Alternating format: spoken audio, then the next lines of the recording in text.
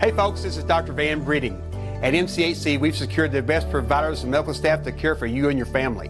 But sometimes your health may require more specialized treatment. MCHC has great relations with the best specialists in Hazard, Pikeville, or Lexington, making sure your referral is handled in a timely manner. Your health is the number one priority of ours, and the ability to care for you is just another way Mountain Comprehensive Health Corporation is providing better health for a longer life. Hey, this is Oliver Simmons. You're listening to You Know the Drill with Wes and Brady. This is Aaron Harrison. You listening to You Know the Drill with Wes and Brady. This is Alex Fortress. I'm on with You Know the Drill with Wes and Brady, and hopefully it should be a good time.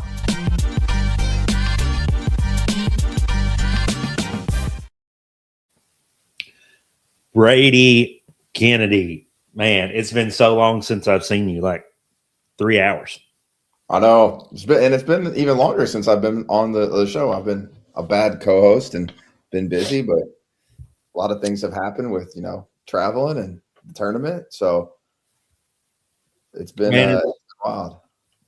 It's all good. We know that you have to make money and keep Emily up. Emily, he's keeping bread on the table for you, supporting the fan. We get it. We have to, but happy to be back, man. Happy to be back. Did you change your desk? Are you standing? I'm standing, man. So I've went on this, MCHC sponsored van breeding kick where I'm trying to walk and stay healthy, right? So I'm on my little walking pad. I've got my treadmill down here. I'm trying to, Are you walking right now? Not right now. Actually, instead of walking right now, in honor of you returning to the show, I'm eating Cincinnati's best Skyline chili. Well, I guess every bite you have to walk 10 steps. Well, it's kind of one of those, I guess I had a late lunch with you and Ken earlier at, if you've not been there, new spot, not new spot, but new, I guess, restaurant over close to the Hamburg area, Southern Cookhouse. Good little spot to watch the show. We met the owner, Brian, today. He seemed like a good guy. We told him we'd be back. I was telling me and Kennedy, we're talking how Wes never met a stranger. So obviously he has to mingle. And I was telling Kennedy too, one of the hardest things I ever had to do was get Wes out of the Breathitt County gym for the regional tournament. So couldn't get out of there. He knows everybody. Listen, it's a special place, man. Growing up in Appalachia, love our hometown. It's so funny. It's so funny when, we're away from here and, working in Lexington, UK now, have coworkers from literally every corner of the planet. And I'll take them into the mountains with me. We'll go down I-75 and we'll head down to Monticello or Somerset, and we start talking, and they're like, "Oh, I'm from London." And I say, "Oh, I'm from Manchester. So-and-so? Oh, that's my cousin. Yeah, I went to high school with." Found out that there's a lady at Lake Cumberland in Somerset. Me and her actually went to high school together. Never knew until we started talking about it. But gotta love it, man. Small town Appalachia. It's near and dear, Brady. Near and dear. Oh, there's no place like it. Eastern Kentucky. You guys know everybody. And somehow it always comes back to there. Like somebody, even we're in Lexington, we're like, yeah, we know somebody in Eastern Kentucky. So funny. You know the story of me being on the flight back from Detroit, and speaking of never met a stranger, we're standing at the airport and Ken says, "Is that Andy?" And I look over and it's Governor Beshear. And I was like, "I think that is Andy." And I was like, "Let's go talk to him." She was like, "I'm not talking to him." And I said, "Oh, well, I'm going to go talk to him." And it's funny. I walk over and as I'm walking over to talk to Governor Beshear, somebody yells my name, and I look over, and his security detail in Detroit was teammate, friend of mine from college, Devin Adams. How wild is that? And then we start talking. The governor walks over and we're talking, and Devin says, "We went to Alice Lloyd together. This is my friend Wes." And we start talking about Alice Lloyd, and what's the chances? You know, the governor says, what's the chances? In Detroit, 2 guys from Alice Lloyd. And Devin said, well, to make it even more crazy, the detail picking you up in Lexington is from Alice Lloyd as well. He was also one of our teammates and friends. Sure enough, it was. Good friend Nick Brumback picked him up. And so I was talking to my buddies. Shout out to Brandon Hayes, head coach for the Lady Bobcats of Breathitt County. He said maybe the leaders really were at Alice Lloyd all these years, because it was their old motto was the leaders are here. So maybe they were. That's funny. That's funny. Love it. Love it. Brady, me and you have talked. I think this could be right up there with Christmas, the greatest time of the year. Yeah. And it's kind of like, you know, I'd say, what's the best part of Christmas? Like, is it Christmas morning? Is it Christmas? Is it Christmas Eve? Is it Christmas afternoon? What's your favorite part of Christmas? We got to figure out where we're at in this Christmas, you know. That's true. Triad. I feel like my favorite part of Christmas is just knowing that all of your family is around and you don't have shit to do, right? I mean, you're off, no work. You're going to enjoy family. So I guess it depends, you know, for some people that's Christmas morning. For others, that's Christmas Eve. I feel like that's the best part. But there's something special, Brady, about brewing a cup of Joe on Christmas morning and waking up, man, in your pajamas. You can stay in your pajamas until noon. Yeah. I would say, you know, that's why my point was, it's like, I personally love, you know, I don't know what your favorite part of March Madness is. Is it those, you know, is it the first weekend? Because I mean, you can't beat that. But I actually, you know, I really enjoy, like, I think my favorite part might have been this weekend, you know, with you got Sweet 16, the Thursday, this sector of, you know, Sweet 16, you've got, you know, 2 games on at one time. They're good games. Like they're really good games. And then the Elite 8 games are awesome. You know, just unfortunately the first game today was a blowout, but you know, that last game was awesome. So I'm not a huge Final Four guy personally.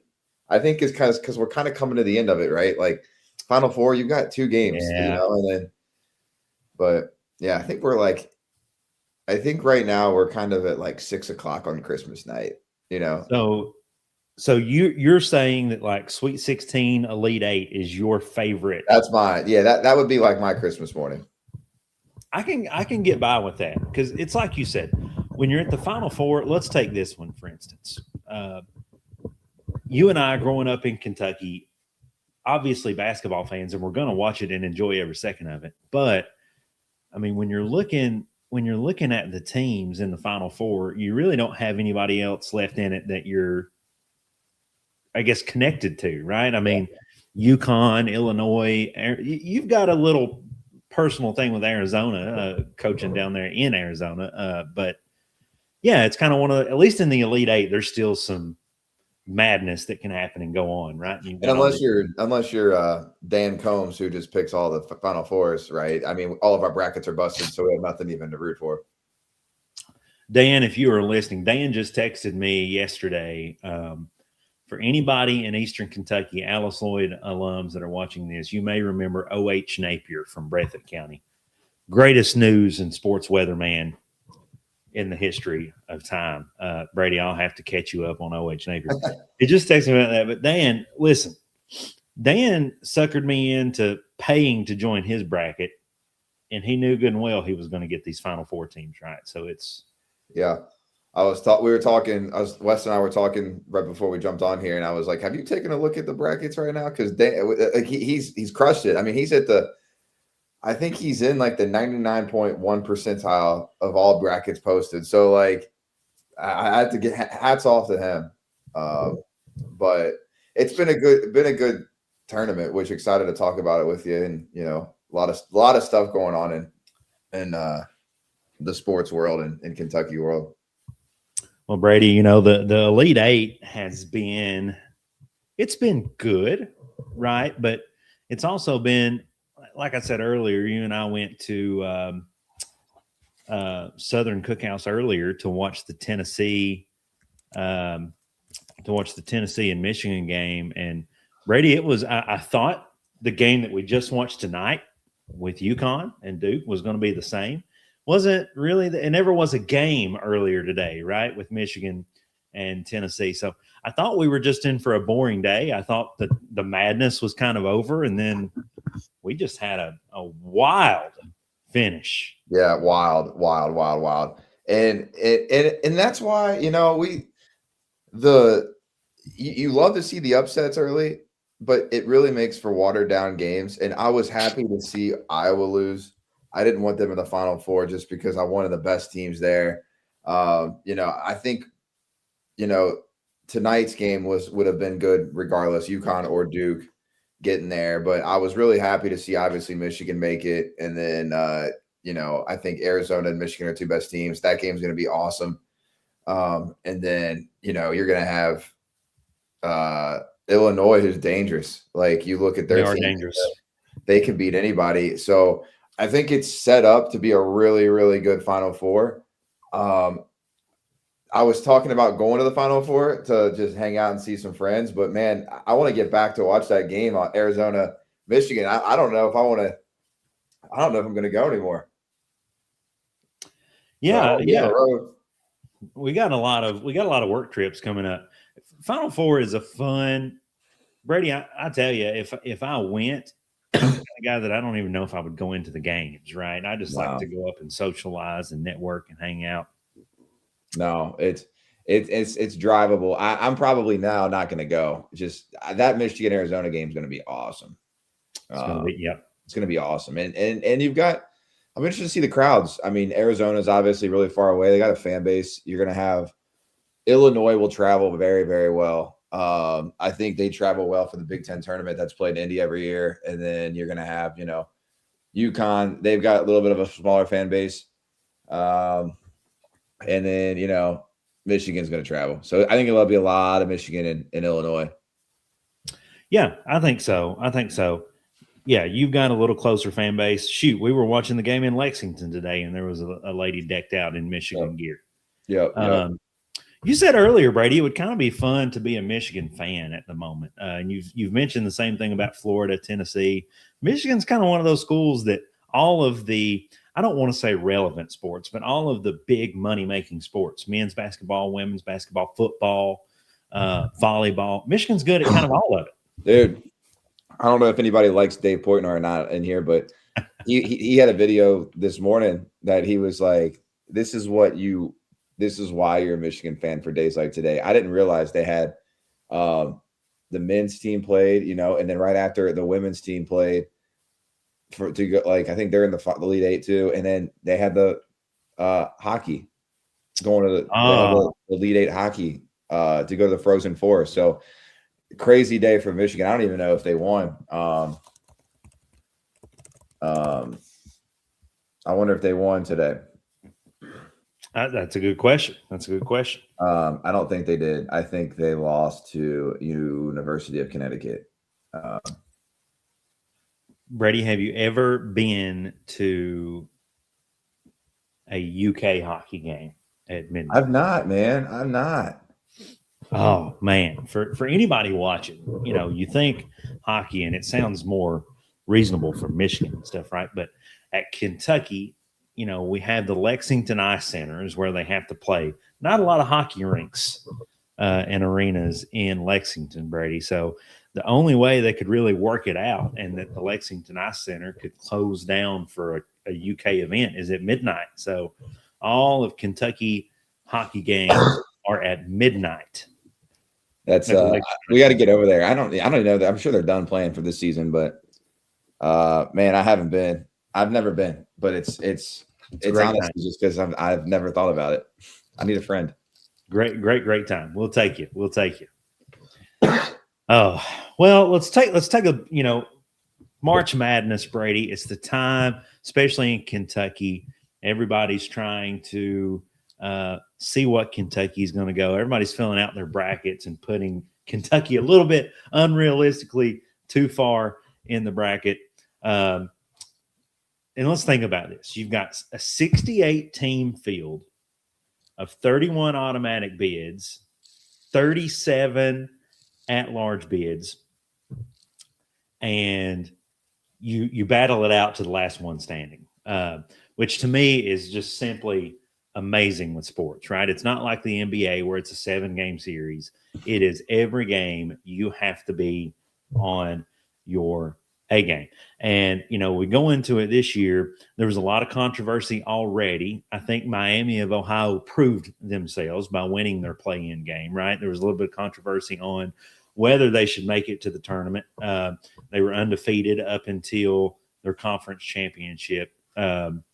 And they did get into the tournament. And to me, when you get into the tournament, you win your play-in game. I really don't care how you do in the round of 64. You've won the play-in game. What do you think about that? Did they prove their worth of making the tournament? They did. I think they did. I mean, it doesn't matter. I mean, winning that many games, is a feat, and I think you should be rewarded. So I do think, it does set a little bit of a precedent moving forward for teams that may do that in the future. I think it will happen again, especially at your that level. I think there could be a team that's just so dominant and so far more resourced in those smaller conferences. So I don't know. I think they definitely proved they belonged. I mean, they were a fun team to watch. I mean, they shot it, they played well, and they were even, without their best player for 90% of the year, the guy from Esparo from Cubcath or Highlands, one of the two, I forget. I think Highlands. So it was cool. It was cool to see them perform. Yeah, I'm with you. I thought so too. And I'm like you, the thing that got me, Brady, and I can't remember the exact number, 261, something like that, out of 266 strength of schedule, which is kind of concerning. That's a little bit scary. But at the same time, man, like you said, it is hard to win that many games. I don't care what level you're at. I mean, it's just really, really hard.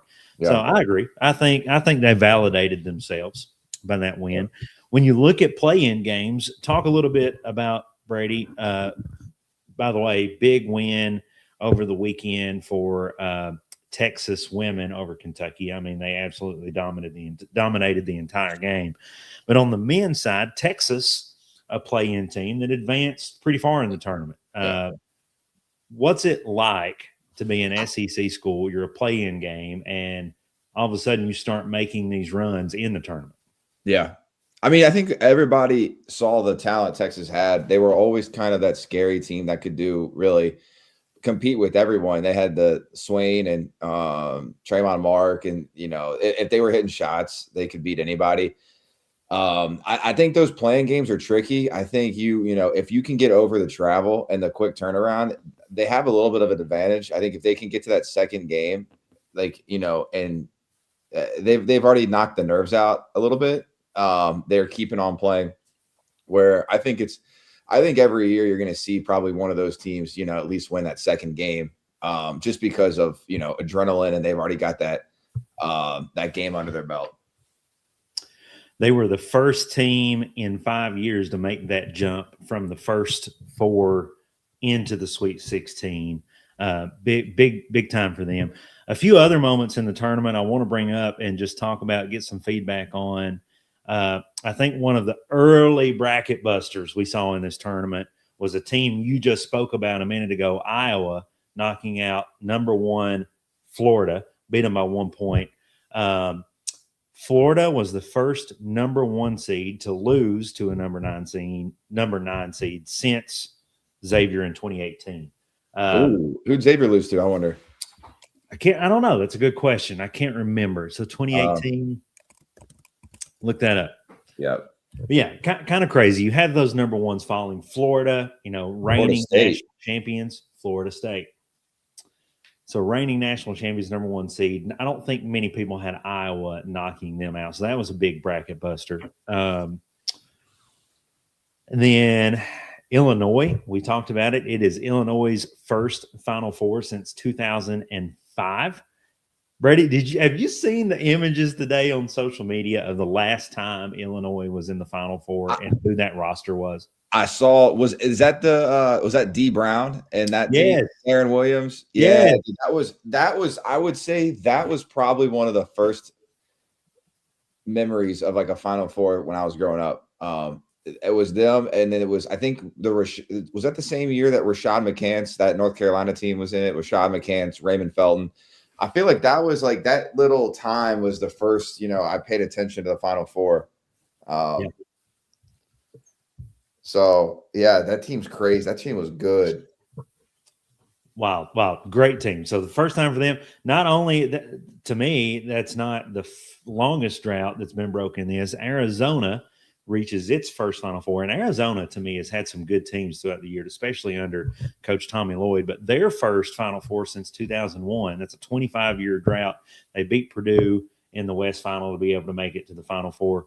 Brady, Arizona at this point, I guess Arizona and Michigan look like your two most dominant teams of the tournament, especially Arizona. Talk to us a little bit about those two teams. Obviously, could be really entertaining, I feel like.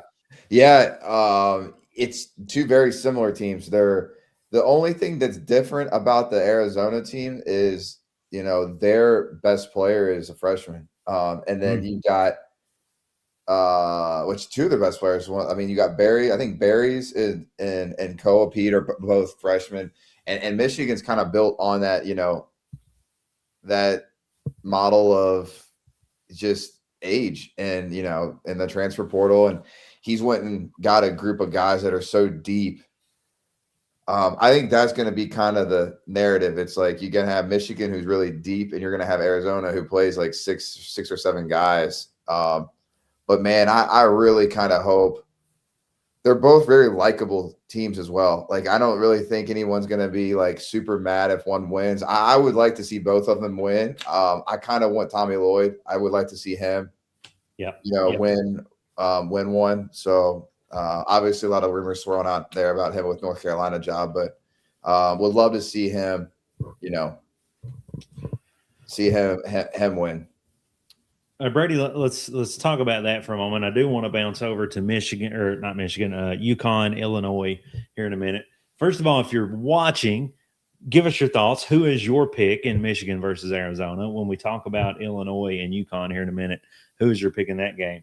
Brady, you've got Tommy Lloyd, who, and we talked about this, right? Arizona has been extremely relevant since he took the reins. He's on a run that, he could possibly win the national championship this year. However, his name is brought up in this UNC job, a team that hasn't made very deep runs in the tournament over the past couple, or at least decade as well. Brady, is it feasible for us to see a coach win a national championship in Arizona and leave to go to North Carolina? Yeah, I think you see, look at what look what Lane Kiffin did in football. I think a lot of this time, the Kiffin, you look at even kind of what Brian Kelly did at Cincinnati back when there was no playoffs, when he left, I think, from the Sugar Bowl or left. You're going to start seeing it. You're only going to see it, though. It's going to be a lot more rare. But if I'm him, I don't see why you leave. I don't see why anyone leaves if you want if you prove you won a national title at a place. I don't see why you leave. I have to think that, you have the tradition at North Carolina, right? A little bit more. Arizona has tradition, but you have to think North Carolina is probably up there. Yeah, as a more traditional program. North Carolina possibly a little bit better budget than Arizona. Yeah. Those are all enticing. You got to think, Brady, and in the times of NIL, how important is it to you? Are you going to see coaches? You heard Rick Pitino just say the other day, it doesn't matter where you're at now. Rick Pitino, after the game, he said, it doesn't matter if you're at a blue blood, right? Yeah. You can still win because of the era in college basketball we're in. You can still make it happen. So are we going to see some of these instances where coaches might even leave a blue blood program to a different program just because there's more finances? Yeah. Yeah, it would be. Yeah. I think, and I'm not in any of these interviews or anything. Obviously I'm not in any of these. That's dumb statement on my end, but I think the things that the coaches are asking for, is I think the first question they're asking their AD when they're in the interview is what's the NIL revenue share looking like? What's that look like? How well am I resourced? And then from there, then they continue the conversation. Like, when you do interviews and you've got that recruiter that calls you and they're like, hey, we just want to make sure this all lines up with a thing. I think that's kind of what these guys are doing. If they're not resourced in a way that think that they can win, they're just not even going to do and think about it. I think a little bit like they used to look back 15, 20 years ago of like how well the resources were in terms of like facilities. Like, hey, how's the practice gym and all that stuff. It's like that stuff just doesn't matter anymore. So, I think it could be there will be some that would, shake up where you're saying, hey, I might go to a certain school because, they're promising $20 million in NIL, which would be interesting to see somebody do that. Could you imagine? You guys are like Bill Self instead of just retiring from Kansas. He's just like, I'm going to Kansas Community College because they're going to give me $20 million. Insane. Would be wild. But there's still a lot of jobs open. NC State will be interesting to see what happens there. A lot of characters at LSU right now. Yeah. Yep. There really is. You think about it. Lane Kiffin, Kim Mulkey. I like to call her Kim Sulkey. Kim Mulkey, Lane Kiffin. And then you bring in Will Wade. A lot of controversy flying around about Will Wade right now, Brady. And I think I mentioned it to you at lunch today.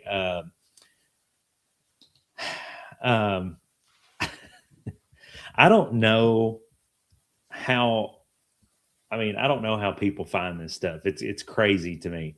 But supposedly Will Wade closes on a house, his old house in Baton Rouge, halfway through this season, before anybody ever heard anything about him leaving.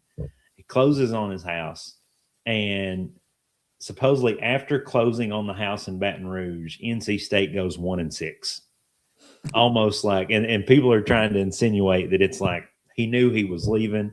It was already worked out with LSU, which goes back to the tampering issue with a lot of these schools that coaches complain about at the moment. But man, if true, and I'm not throwing it past him, I could see that's a Will Wade move if I've ever seen it. I could see it happening. But I don't know that that's the reason they went 1-6. I think Will Wade. I could see it. It might have just happened, but it is crazy to think that was one of the more unique situations where he took a new job. Well, it was a quick flip, right? Like they fired McMahon, and then they announced. I think the Rothstein tweet was they fired McMahon and hired Will Wade in the same tweet. Yeah, that's true. That's true. Stumbo, our loyal. Why do you think it doesn't matter? Not that I disagree, but is it that the top schools have similar facilities or a different reason? I don't think, Stumbo, I think it doesn't matter as much anymore to a coach taking a job necessarily. I don't think it would sway like a coach taking a job if the facilities are like subpar or not to the level of the conference. And I think back in the day, I think that was a good parameter where you kind of matched up with other people. It's like how nice the stuff is. But I think now, if you told a coach, hey, we can't update the facilities for another 5 years, we're putting all that money to rev share, but we're going to give you an extra $2 million or $3 million to buy players. I think a coach would probably jump at that, more than the facility side. I think they're both really important, but when you got to pick one or the other, I think that would matter. But I also think from a player's perspective, I think the resources or the facilities got to be good enough, but I don't think a kid, like if a kid's getting $1 million to come play, I don't think he's going to necessarily care as much as before if his locker room isn't, like the Dallas Mavericks or something like that. I just don't see it as being as much of a factor anymore. Well, and you got Brady, me and you talked about it, and you alluded to this at the start of that, answering Stumbo's question there. Back 15 years ago, near the start of the John Calipari era, I feel like places like the University of Kentucky, their facilities were above and beyond everybody else's. You know, they were one of the first to have the facial recognitions going into the locker room, all of that stuff. But that's just not the case anymore, like you said. And I just don't I don't know that that's an edge with anybody. And Stumbo, prime example of that. It just made me think when we talked about that. When you start looking at mid-major teams, Brady and myself just recently went to watch mine and your good friend, Preston Spradlin. And I'm trying to now his facilities are awesome. Yeah, and that's what I'm saying. You can go to JMU and get just as nice of facilities as you can get at a lot of high major programs. Yeah. And you know what, like, and I'm sure Preston's very well resourced from an NIL perspective there. I don't know his situation, but you know, when you can offer the complete package of money and the facility, I mean, that's a great offering. But yeah, Coach Huff saw. I was talking to me and you. We watched Casey play at State at Rupp with Matt and Winston and Austin Kidd, and we were sitting there, and it reminded me of, and I don't even know if any of y'all got. I don't think Winston got it. It kind of went over his head, but do you remember the movie The Rookie, when all of his high school, with all of his roster, like his high school guy, like what he was coaching, came and watched him play at the Texas Rangers, and they were sitting in the outfield, and they're all like waiting. And that's how I felt watching Casey at Rupp. It was like all of us were sitting there, you know, waiting for this day. It was cool to see, and you know, it was cool. Everybody was rallying behind him. I mean, he had a great run, and he should be proud of, you know, everything that he's done there. Shout out, we had Coach Huff on here right before the Sweet 16, and then we also had, you know, we also have to throw a big shout out there to another ALC connection and Josh Cook for winning his second state championship. Yeah. So throw that out there. So when you've got our boy Coach Casey Huff making it to the Sweet 16, living up to the expectation of the Hazard Bulldogs, and then you've got our other boy Josh Cook, two guests on the show here, winning the state championship. What a year! What a year! The coaches we bring on actually succeed, and then it seems like when we bring players on, they get hurt. So maybe we need to stick to the coaches. Yep.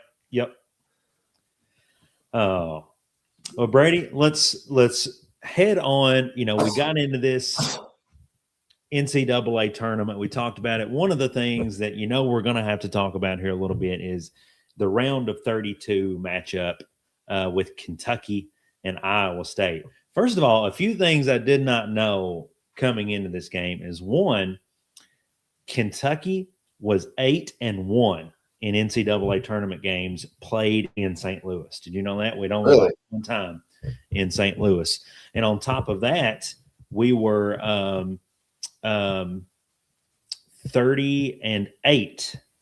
Yeah, 30-8 all time in games played in the round of 32. So 30-8, 7. So yeah, 30-7. The last time I remember going to St. Louis, I think they played. It was we were in St. Louis for the. We were in St. Louis. I know for a fact that Julius Randle year. We played Kansas State there, and we played Wichita State there. And then I think we might have played one more other time. I don't remember the other time, but yeah, it sucks the season, you know, season ended, but we can talk about how and why and moving forward. But yeah. So Kentucky, unfortunately, their run in the tournament will end in the round of 32 with an 82-63 loss to Iowa State. Not a fun time as a Wildcat. I'm sure not a fun time as Coach Mark Pope. I think the fan base at least wanted to see a little bit more competitive. You know how this fan base is, Brady. You've been in it. You've been a part of it. Interesting time. A lot, especially later in the game, first half was pretty good, I felt like, from the Cats. They started out strong, but a lot of ball pressure and turnovers. To me, that's the storyline of the game. Kentucky had 20 turnovers to Iowa State 7. We knew coming into this game, Brady, I want you to talk about that a little bit. We knew that Iowa State had a very elite defense coming into this, and we knew that might be a struggle. Walk us through that a little bit. Yeah, I think you saw like Iowa State stuck to what they did. They didn't really waver. I mean, they got down to start, and you could saw the momentum kind of staying with Kentucky, and then they just kind of chipped away. And I think all of us, you kind of saw where it was going to head. But man, that guy TJ can coach, man. And so he had those guys playing. It's almost like you thought you were playing Houston a little bit with how tough they were. I always hate playing a team. It's scary when you play a team when they're down like one of their top players, which they were down. It's scary because you never know how your team is going to react. And like, I'm sure Casey can attest to this a little bit more than, when your team knows their best players out, you don't know what they're thinking. They could think like it's easy and, it's just another factor. You almost rather just have their full team play. I thought Iowa State just did a great job of just wearing you down. And it actually kind of reminded me a little bit of when we watched, Casey and Hazard play their first round game. I think it was in region. They kind of just, they just kept doing what they do, man. And then they, by the time the game's over, they're winning. And so that's just what they did. And you definitely saw the flaws that Kentucky had all year kind of come out at spurts. And it just kind of all just unraveled just at once. So I'm sure they're, Well, shout out to Denzel Aberdeen, man. I feel like he battled all year in a position that he did not sign up to play, right? And especially against the defense like that with Iowa State. Like you said, All-American forward Joshua Jefferson was out that game for Iowa State. Kentucky opened it up with a 20-9 lead, Brady. And I was sitting there watching. I know you were at Tin Roof. I was over at PKLX with our friend Casey Huff and Michael Ayersman. And that game started, I felt really good about it. Jefferson's out. We're up 20-9. Iowa State comes back, takes a 31-30 lead at halftime, but you still feel good because the Cats have hung around. Yeah. Midway through the second half, it kind of broke open when Iowa State went on a 30-1 run. Lipsy from Iowa State, 26 points, 10 assists. Brady, they had 25 points off turnovers in that game. That's tough to overcome. Yeah. You thought you were playing Houston. Seriously. Like, I was like, what in the world? I didn't. And the thing about Iowa State is you knew they were going to be tested because of the conference they played in. Like the Big 12, I think, was probably head top to bottom, the best conference all year. I mean, it's kind of crazy. They don't have anyone in the Final Four to think about that. They kind of just beat up on each other. But man, they do. Or no, they got Arizona, my bad. I forget that they're in the Big 12 and not Pac-12, but they're it's crazy. I mean, they're just so good. One thing that I will say about Kentucky that, two things. One, I think you always just thought, the shooting wasn't there all year consistently. And there was games where they shot it really well. I mean, you look at like Tennessee, there was games that I think you always just thought maybe they could have a game or two stretch where they get hot, and you just pray they got hot. And whether it was Colin Chandler, if he could get hot, maybe knock a couple down and, at the same time, Denzel have you just thought maybe, and it just never happened. The one thing that I thought, like, and I think I've talked to you this about you. I said, I thought there was going to be two ways they would go out. One of two. One, they were going to do what they did all year and get down so far in the beginning, and couldn't churn back. Right. I thought that was going to be one thing, and they really didn't. They did the opposite. And two, I thought Otega would get in foul trouble and really hurt them at some point because he did a great job all year. It's rare you see a guy of like his playing style not ever really get in foul trouble. And I thought, when the tournament play happens, there's going to be refs that aren't used to reffing him. And I thought he'd get dinged up. I just thought that, he would maybe get in foul trouble and that would be how they would lose. And, but neither one of them really happened. And Right. so it was just kind of, just unraveled, and they couldn't stop, what Iowa State was doing. Stumbo said Aberdeen, honestly say, and Stumbo, I think you're right. I feel like at the first of the season, we really, really, really saw Aberdeen struggle a little bit because, like we said, he was forced to play our point guard position. He had never done that. He played at Florida with Walter Clayton. Comes to Kentucky, expects to be in a different role. And I think Malachi too. And you build into it. And the same with Malachi. Yeah.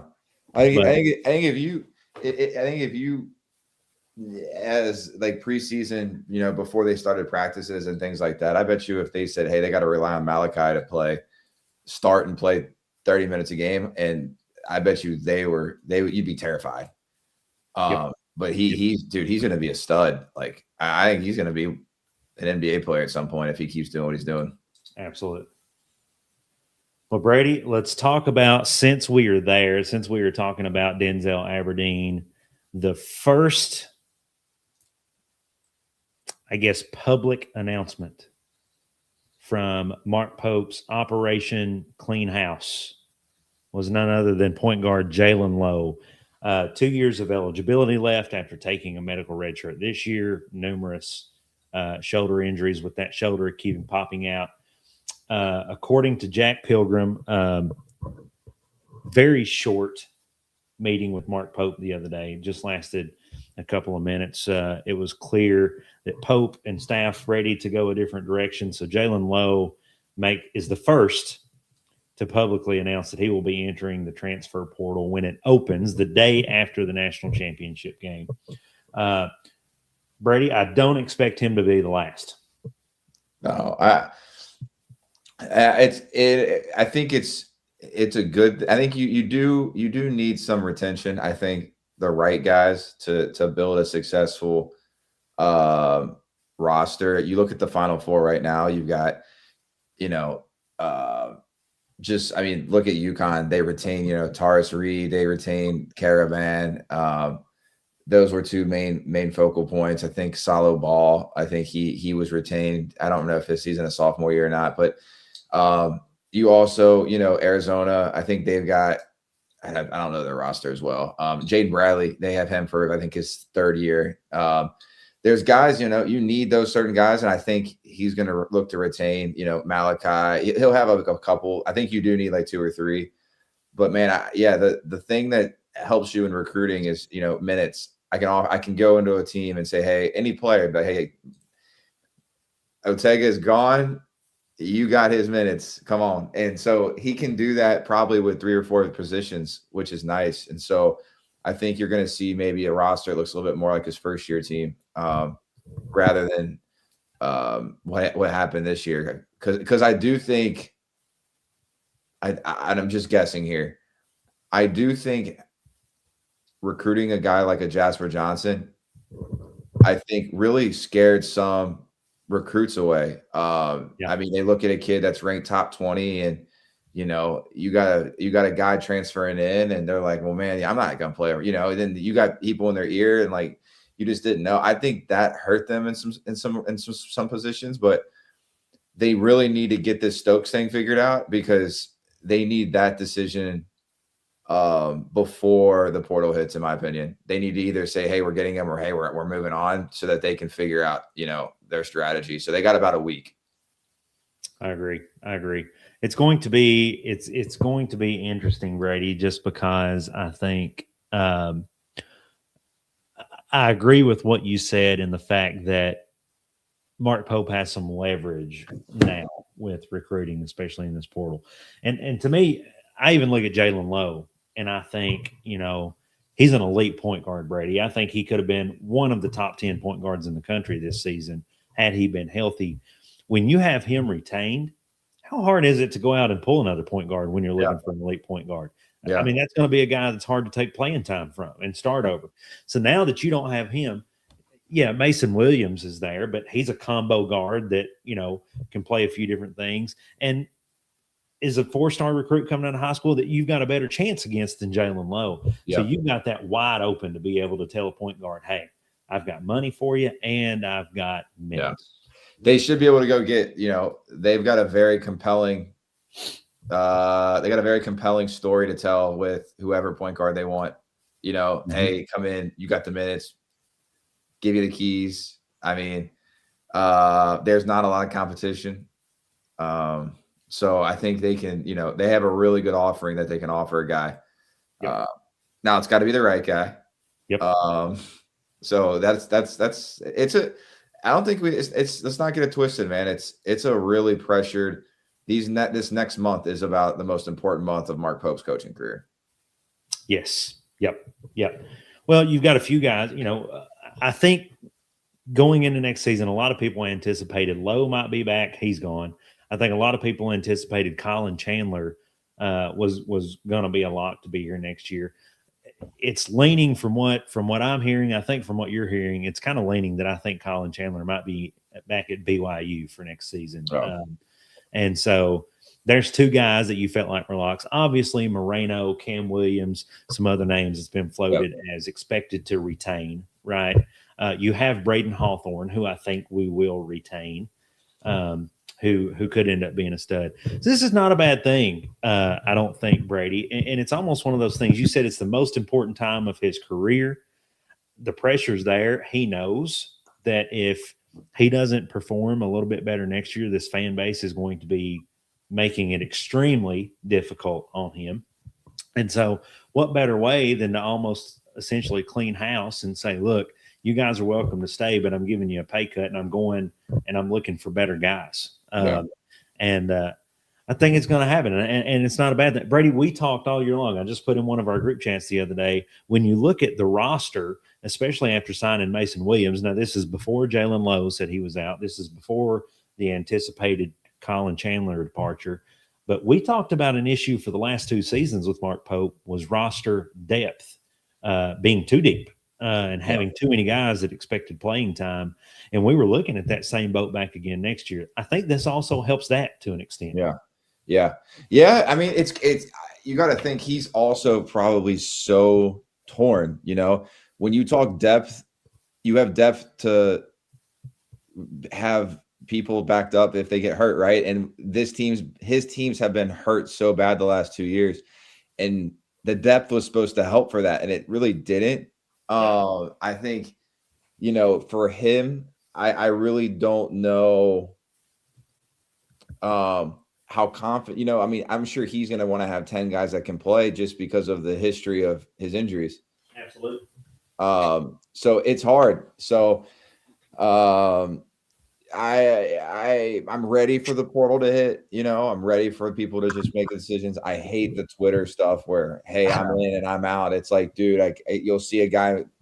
It's that time of the year where you'll see a 7-point per game guy from East Michigan looking to transfer up. And that's the dark side of the portal. You're going to have a lot of guys that won't find a home. And, it's it is a crazy time. That's the dark side. You're right. I think, Brady, one of the things that I am a little bit excited about is you have a little bit of a shorter transfer portal window this year. So when it opens up the day after the national championship game, there's 14 days that players can enter the portal. Now, that don't mean they have to sign somewhere, but within a 2-week span, by the end of April, we are going to know who's out there to get. So it's a little bit different than I feel like last year and in a couple years past, where it feels like for so many months, you're just randomly, here's another guy popping in. Did you see the new rule they're voting on for football this week? No. I saw it on TikTok. They're voting supposedly they're voting to if a college or if a team in football plays a kid that transferred out of the portal window. So if it wasn't during that time that the college football, they've got their portal window, it's like a 6-game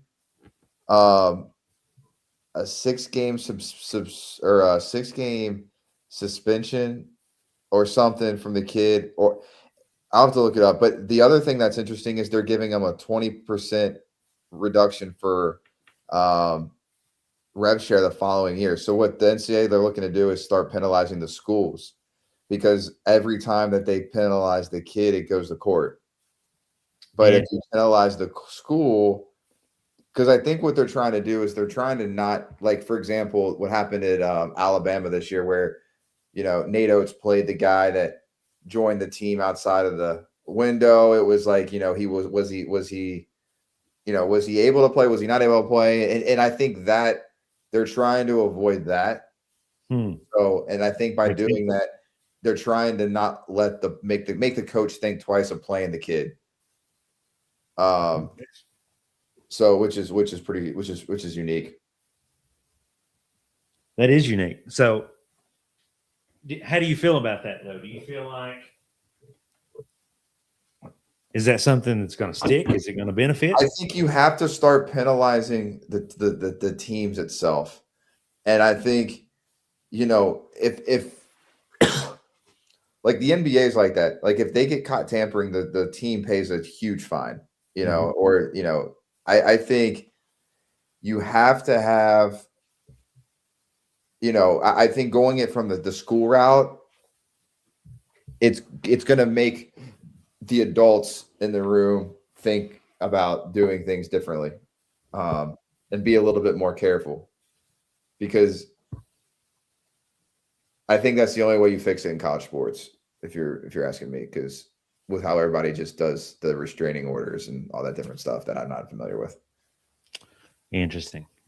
And to me, Brady, that's just one of the hardest parts with sports right now. And is you're not only recruiting players for next year outside of your team, you're still having to recruit players inside of your team, just because there's so much tampering and other things going on.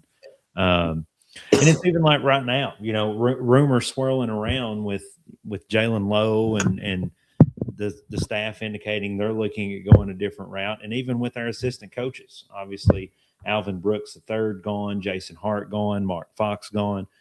It seems like everybody already knows that something's going on, right? And it's like it's not we're waiting to hear. It's like there's already a plan in place, and people's already been talking, and it's wild. Yeah. It's a crazy time, and let's not get it twisted. Like if you like this whole clean house thing, like, it's a chance to restart, but this isn't where, I bet you anyone anticipated it would be. It's not a good place to be. Right. But it's a lot better being able to do this now in the age of the transfer portal. Imagine if this was the case 6, 7, or 8 years ago, where there was no portal. You can't just, you're stuck with these guys, you can't just transfer after a year. Like you're stuck with, who you got. And, so at least, the landscape's allowing you to do something like this to, give a full on reset. Yep. Absolutely. Well, speaking of the reset, Brady, one of the things that I feel like Big Blue Nation is passionate about right now, and the one thing that I feel like we're getting ready to find out very soon that could really make people put a lot of faith back in Mark Pope is, number one, recruit Tyron Stokes. Brady, from everything we hear and understand, the real deal. Talk to us a little bit about that. How big is that for Mark Pope and Kentucky if they are able to land someone like Tyron Stokes? Yeah, I mean, I think it changes everything I think what this year's team lacked was an elite player. I think Ortega maxed out his entire performance. Like he reached the pinnacle of that. And I think Ortega, is an elite second option on a team, second or third of like a Final Four team. Tyron's a talent that you're not going to find in the transfer portal. So if you can get him on your team, obviously the whole character stuff that, you just don't know what to believe or not. Who knows? I don't know the kid. So it's not for me to judge, but, I think you got to get the best players out there, and he's still on the board, thankfully. And, you try to see what you can do. But I think that's the other hard part as you start building this roster out.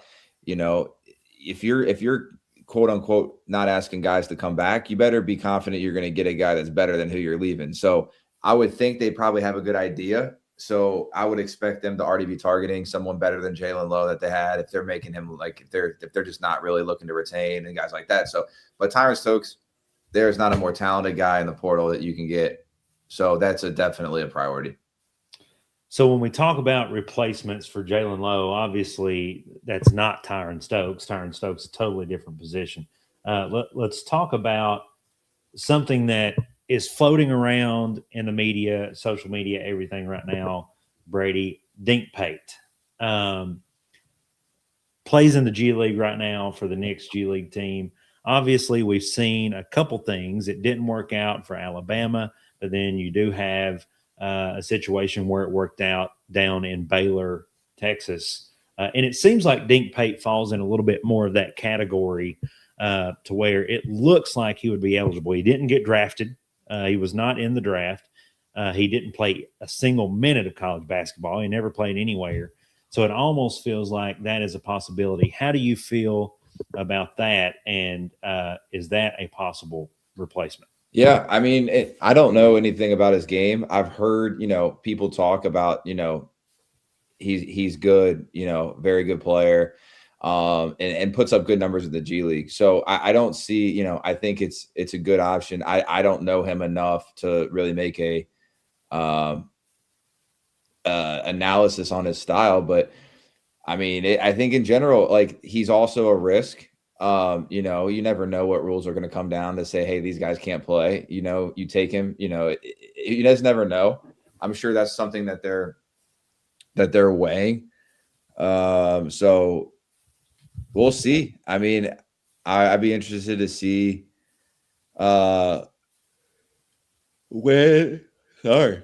be interested to see when they make that decision to take him or not, because I think it sounds it's more like just Kentucky needs to say yes, from my understanding. Yeah. I know that he was largely connected to Jason Hart, right? That was his guy, and that was one of the main reasons. But it also seems like it's more than Jason Hart. It almost seems like he just wanted to play at Kentucky in general. Like that's where if he was going to play college basketball, I want it to be Kentucky. Yeah. So we know that Mark Pope was in New York yesterday watching one of Pate's games. So obviously still trying to keep that relationship alive with the departure of Jason Hart. But I'm like you, I think it comes down to Kentucky just saying, yeah, come on, which is a good space to be in when you're Mark Pope right now. Yeah. It's crazy though, because here's the thing too. I'm just playing devil's advocate. If you take a guy like Dink Pate, and that's what Cody Stumbo, he just said, here we go. As long as they're eligible, I fully believe in exploring. That's a great point, because the last thing that you want to do is, take him right now and then it cut off your point guard talks with anybody else that you could get. And then, you're at the end of the portal and then the NBA says, hey, no, or the NCAA says you can't have him, he's ineligible. Then now you're in the position you were last year. Yep. So, yeah. Well, and I agree with Stumbo. In the fact that if that's the rule they're going to allow, then why not exploit it, right? I mean, basketball is an evolving sport. When the 3-point line started, coaches had to figure out, how do we utilize the 3-point line? Yeah. High school basketball next year, coaches are going to have to figure out, how do we utilize the shot clock? It's the same thing. If these guys who have not played on an NBA roster, did not participate in the draft. Yeah. He's the same. Eligible, you're going to have to adapt. I think he's the same as the Baylor guy. Yep. Yeah.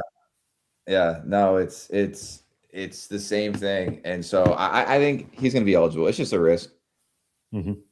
I agree. Well, it's going to be interesting to see, like we said, as days come.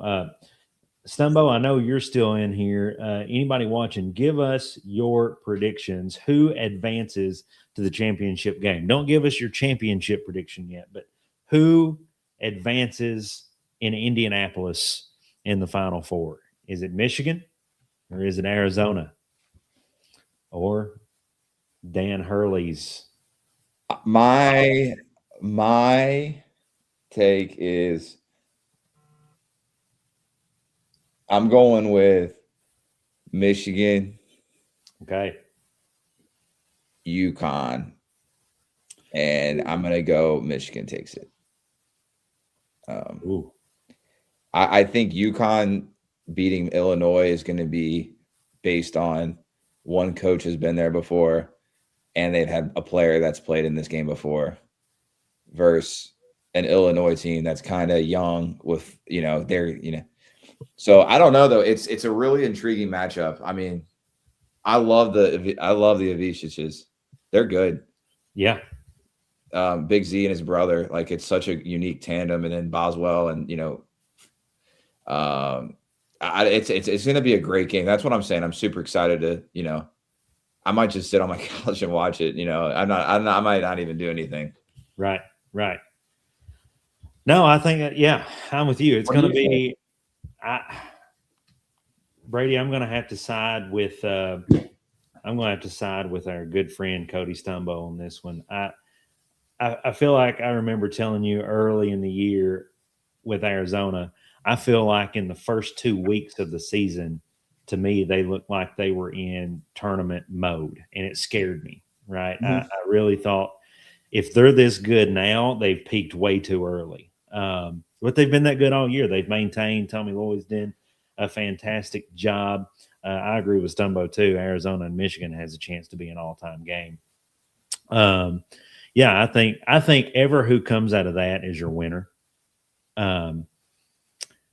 Let me ask you this. We've seen everything. Brady, you have a connection to the Hurley family. 3 of the last 4 years, Dan Hurley has made it to the Final Four with the Huskies.